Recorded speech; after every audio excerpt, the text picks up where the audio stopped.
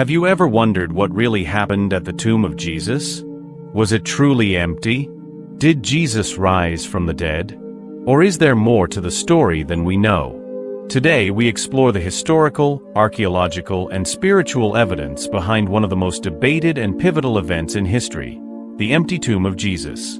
Join us as we unveil the truth behind the mystery of Jesus' tomb. To understand the significance of Jesus' tomb, we first need to look at the world in which he lived.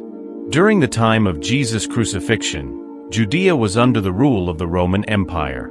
The region was politically tense. Roman officials held ultimate power, and Jewish religious leaders maintained social and religious order under their watchful eyes. The Roman presence in Judea was not welcomed by many Jews. There was frequent unrest, and many looked for a promised Messiah to deliver them from Roman oppression. This created a highly charged atmosphere where any claim to kingship or divine authority was seen as a potential threat. This political and religious climate played a major role in how Jesus was viewed. His growing influence through his teachings, miracles, and claims of being the Son of God threatened both the Roman authorities and Jewish leaders, leading to his arrest and crucifixion. Jesus' message of love, forgiveness, and salvation resonated with many, but it also challenged the existing power structures. By healing on the Sabbath, forgiving sins, and claiming a unique relationship with God, Jesus put himself at odds with the religious elite. Now, let's talk about burial customs. In Jewish tradition, proper burial was incredibly important. The body was typically anointed with spices, wrapped in cloth, and placed in a rock-cut tomb. These tombs were usually owned by wealthy families and included a small chamber where the body would lie. The tomb would be sealed with a large round stone rolled in front of the entrance. It was customary for mourners to visit the tomb for days after burial. According to the Gospels, Jesus was buried in the tomb of Joseph of Arimathea, a respected member of the Jewish council. Joseph, a secret follower of Jesus, boldly requested Jesus' body from Pilate and laid it in his own new tomb. The tomb was sealed with a large stone. This was common practice to protect the body and prevent tampering.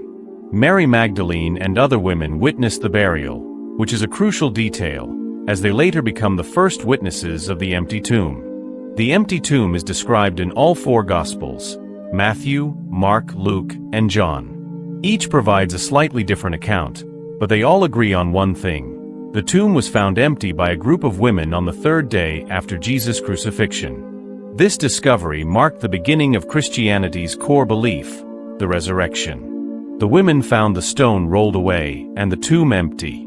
In some accounts, angels appeared to announce that Jesus had risen. The resurrection appearances that followed further reinforced this belief. So what evidence do we have for the empty tomb? Let's start with the disciples. After Jesus' death, the disciples were afraid and hiding. But after the resurrection, they became bold, spreading the message of Jesus, even when it cost them their lives. This transformation is a powerful argument for the truth of their claims. Something happened that turned these once fearful followers into fearless proclaimers of the resurrection. Many of them were martyred for their faith. Peter was crucified upside down. James was executed by the sword. Paul was beheaded. Would they go to such lengths for a story they made up? Peter, John, James, and many others went on to preach about the risen Christ, often facing persecution, imprisonment, and even death. Would they risk their lives for something they knew was a lie?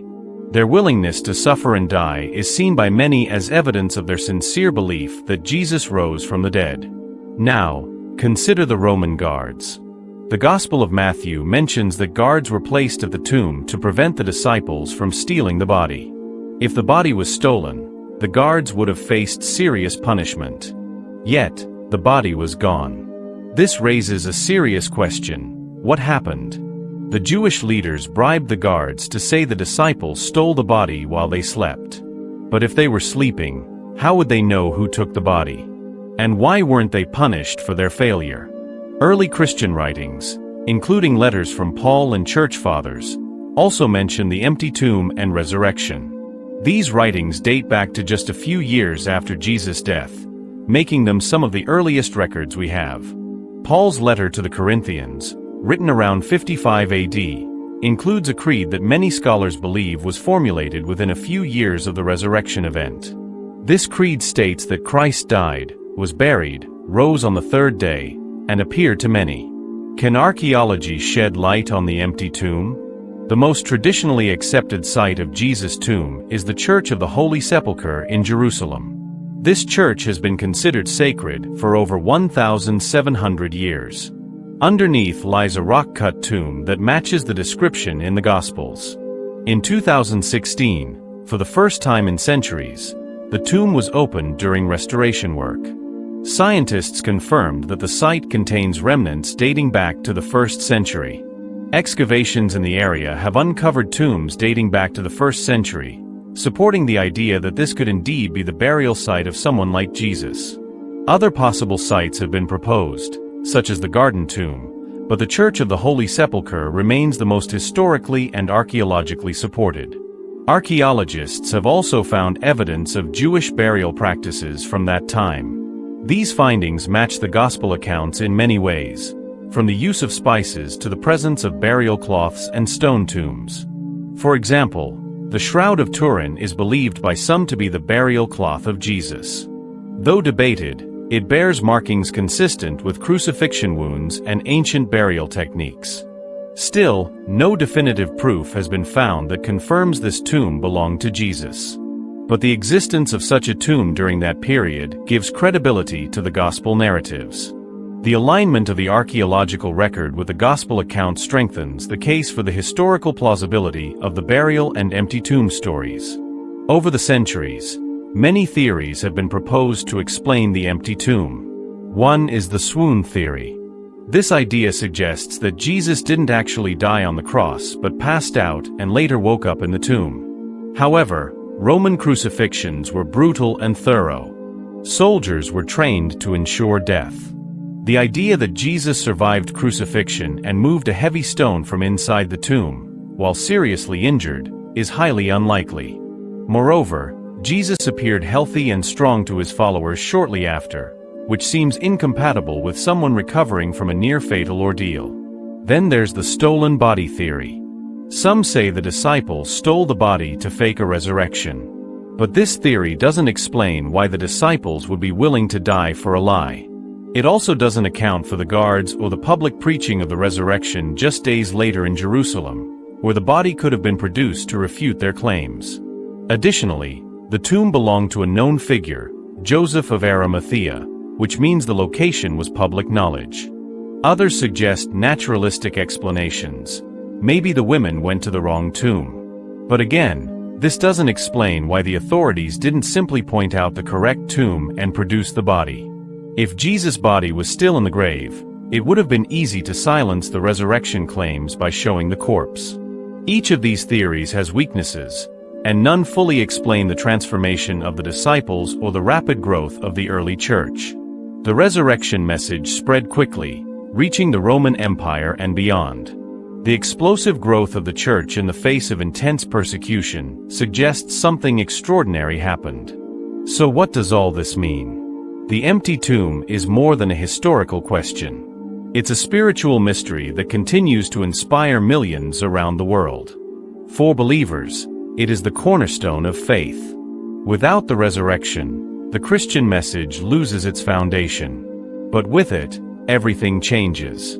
Life, death, and eternity take on new meaning. Whether you believe in the resurrection or see the story as symbolic, there's no denying its impact.